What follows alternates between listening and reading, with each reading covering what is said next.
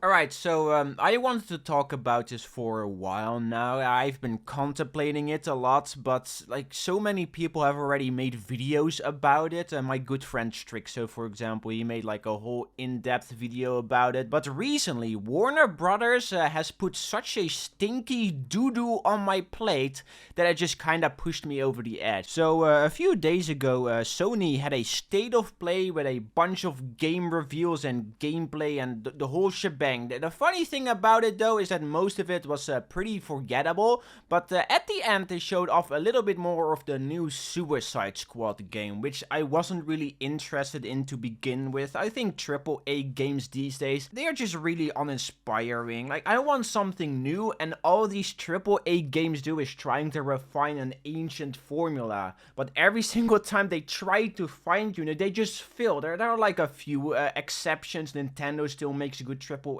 games. You have From Software, Capcom makes some good stuff, but most of it is pretty mediocre, okay? So the new Suicide Squad game is made by the company that made the Arkham games, the Batman video open world video game. So it's kind of weird to see them pivot to a team-based co-op shooter game. Like, it looks somewhat fun, but it doesn't really seem like Suicide Squad-esque, if that makes sense. But I don't really want to discuss the game. The part I want to specifically talk about is that they revealed that this game is going to have a battle pass.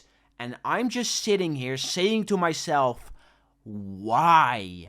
Why does every single game need a battle pass these days? I'm so annoyed of it. I'm just super tired of battle passes. I'm sick of them. It's irritating. So before I start rambling like a little loser, like how I usually do it, I want to take you back to a place of peace and harmony before the battle pass craze was even a thing. In 2013, the first battle pass was brought to the market, and the idea behind it was super wholesome. The first battle pass, in case you didn't know, was in Dota 2, and if you've watched any of my videos, you would know that I kinda dislike Dota because it's the only thing Valve focuses on for some reason, while every single other IP is just rotting in the background, but that's besides the point, really. The origin of the battle pass came from a really clever idea, really. Instead of bombarding you with loot boxes and microtransactions, they just introduced a very simple pass that cost around $10 or so, and the more you play the game with the battle pass, the more items you unlocked in that battle pass. I mean,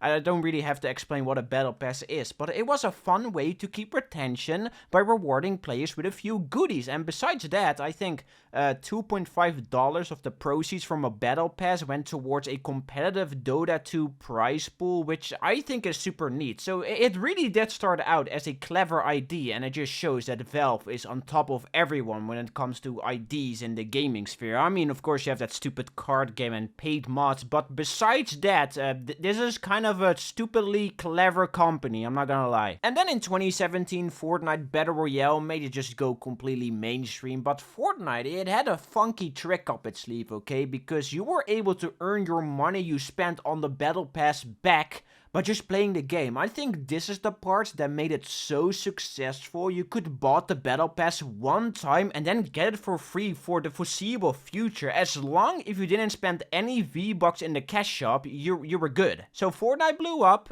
probably a little bit too much, and since then, every single live service game started to introduce a battle pass. PUBG, Black Ops 4, Rocket League, Dead by Daylight, Rainbow Six Siege, Smite, Clash of Clans, Warzone, Marvel's Avenger, Valorant, Genshin Shitpacked, Overwatch 2, Apex Legends, Halo Infinite, World of Tanks, Realm Royale, Battlefield 2042, and now Suicide Squad Kill the Justice League.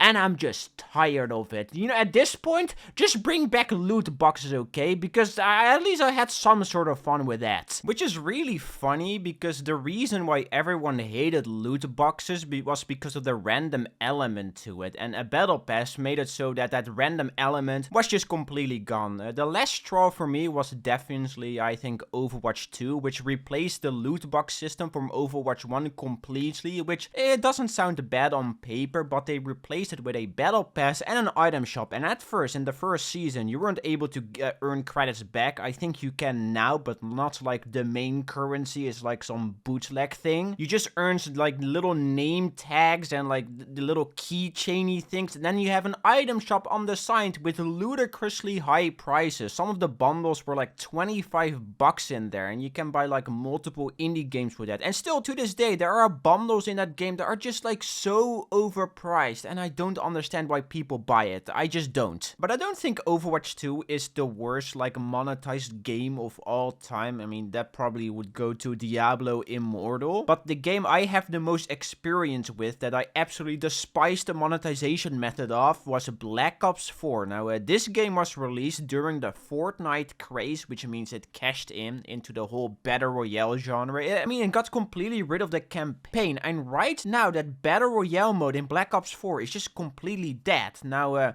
this is a $60 game, okay? It has a season pass, a battle pass, and then a few months later they also added loot boxes, and all of it was so insanely expensive. And the funny thing about all of this whole monetization method is right now in Black Ops 4, the whole loot box system is just broken. It's been broken for 8 months and Activision just doesn't bat an eye at it. So you can buy COD points and you just can't spend it. Like, how is this legal? Seriously. Which finally brings me back to Suicide Squad Kill the Justice League. Now, again, I wasn't even interested in this to begin with, but I'd still decided to watch the trailer, and when I saw that they mentioned the Battle Pass and item shop, and they just glazed over it like it is such a non-existing thing, even still, my heart just sunk, man. This is the reason why I don't really play a lot of AAA games anymore, because they ask you to pay an upfront fee of 70 bucks,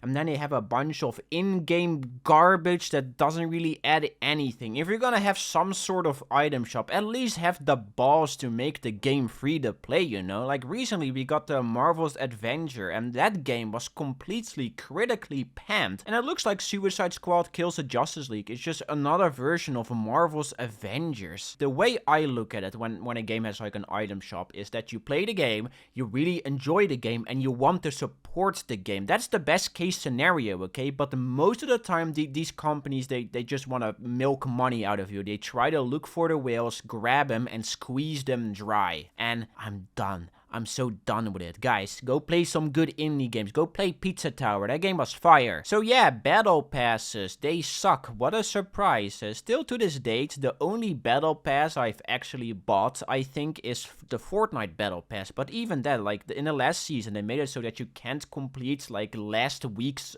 challenges to level up. So again, it has become a complete grind fest, and I'm not interested in that at all. So what's probably gonna happen is that a game is gonna come out with a battle pass and item shop, people gonna bully it, and that game will flop really hard. And this might be the upcoming Suicide Squad game, and a new monetization method will come out of the ground and dominate the gaming sphere. This is what happened with loot boxes, this is what happened with battle passes, and it will happen to the next thing. It's like a little repeating cycle, and the company we got to thank for popularizing loot boxes and battle passes, of course, is Valve. Thank you, Valve. I love you and hate you at the same time.